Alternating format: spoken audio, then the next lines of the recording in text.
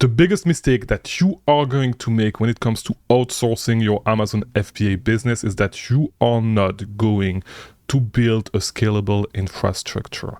And I'm going to explain to you guys what it means, but pretty much the biggest mistake that I see people doing over and over again when starting to work with VAs is that they train them one-on-one. And the issue with this is that if one of your VA leave, if your first VA leave, your whole business is going to be dependent on that specific VA, on that specific employee, and so you're going to need to retrain somebody from scratch.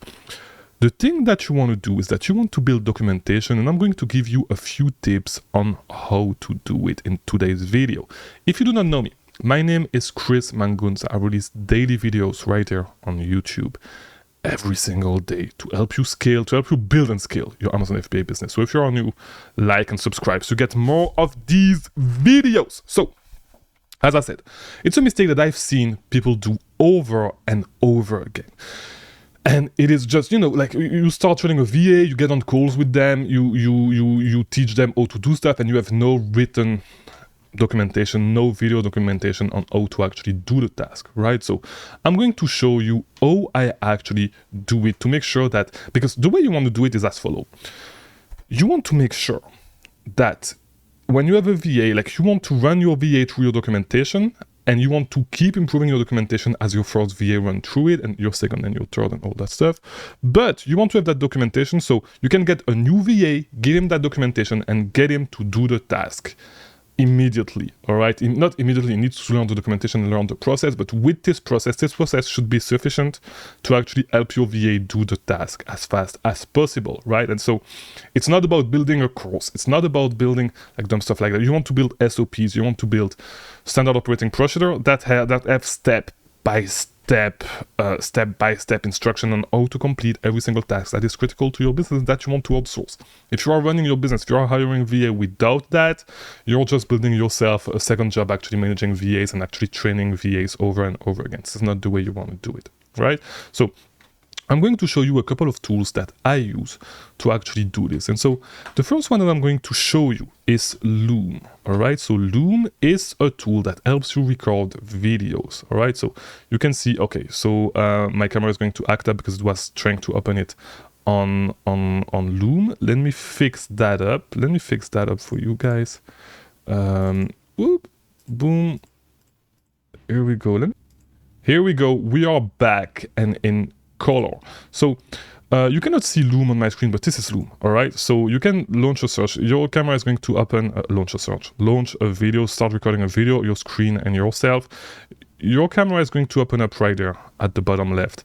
My camera is not going to open up because, of course, I'm recording with my camera on OBS, so you're not going to be able to see my camera on the screen, all right? I cannot open my camera at 2 times at the same place. But like you're going to click on record.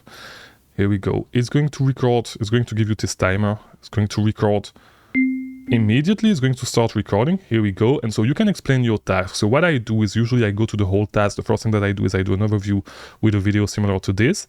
And then I do videos with Loom for every single step that I'm going to record, right? And so once you stop the video, here we go. It's going to open up the video on loom.com immediately. You can rename it. So this video would be test for YouTube. Here we go. You can see myself, you can see my OBS, you can see my whole screen. And I can get the link immediately and paste it to a Google Doc or to my documentation so they can actually have access to it. The way I like to do it is with Notion personally, and you're going to see why.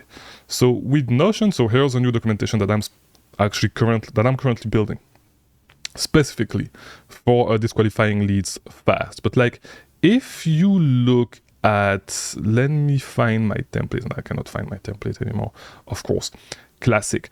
But so the way it works is, and there's an update, the way it works, you can see like I have a video right there already. The way it works is, I have, and let me find you one that actually makes sense for you to check. It would be this one on how to run search on tactical arbitrage. So I have my overview video. I have an explanation of the task, what's the purpose, when do you need to do it, and why you need to do it, and then specific videos for every single step. The reason why I like Notion I like to use Notion instead of how is it called? The reason why I like to use Notion instead of the Google Doc, here we go, is because I can embed the videos. It looks way better, and you can click right there to get you to the next step that you want to go to, right? So it's way easier to use. I have the whole documentation right there, and so yeah, way easier to use. So that's the first tool that we use a lot, that I use a lot, not only to build the documentation, but also to review the work that was done on the previous shift, especially in the early days of your VA doing a task. You want to do it every single day. So Loom is super helpful for that. A second tool that I want to show you is called Scribe.ho. So Scribe.ho is a Google, so you have pretty much, there's a Google extension. There's also a whole, here we go, here it is. There's also a whole software. You can use a whole software, but it's paid. Scribe.ho is free. So by the way, Loom is free, but you have a certain amount of videos. I would just pay for it, especially if you work with VAs, because it saves you a lot of time. But Scribe.ho, the way it works is you're going to start a capture right there, and now it's going to capture everything that you do and every single step. So for example, if I do this, here we go, navigate to Google Doc, click here, type title, here we go, you see, and then you go to the next tab, and it's going to record every single one of your tasks, right? And so if next I go to docs that new, to open a new Google Doc, for example, I'm just making up some random stuff, here we go. And so it's going to record all your steps, you're going to complete it, here we go, and then it's going to open it right there, and it's going to give you a step-by-step of all the things that needs to be done when you actually need to do a task. And so it's an easy thing. You can edit it after, of course, like, you can actually add stuff, delete stuff, combine stuff together. And it's something that is really, really good if you want to outsource tasks. That I use it even on my mentorship for some specific stuff. I send it to people. It makes it way easier. So these two tools are must-have tools that you need to use if you want to outsource. Use it in combination with Notion, Google Drive, to have step-by-step documentation, every single step that needs to be done in your business for every single I'm sorry, I'm really sorry. Bless me. For every single process that you have inside of your business, right? So this is how you actually outsource, all right? Do not do it the dumb way. Do not do it by training your VAs one by one. This is not sustainable, especially if you want to build a huge team of VAs, not necessarily a huge team, but a big team. And if you want to have the least amount of input possible that you need to put in, you can just hire a manager that will manage the team. And so except if there's something that really needs your attention, super easy. You do not really need to communicate with your team that much, okay? No need for back and forth. They can refer back to documentation. And then if something is missing from the documentation, then that's where you step in, okay? Or if something is done the wrong way, that's when you step in and you modify the documentation. You add stuff, you add precision to make sure that they do not do some mistakes. That's how you run a business, okay? Not a side hustle, not a second job, all right? So hopefully this video was helpful. Just a quick introduction.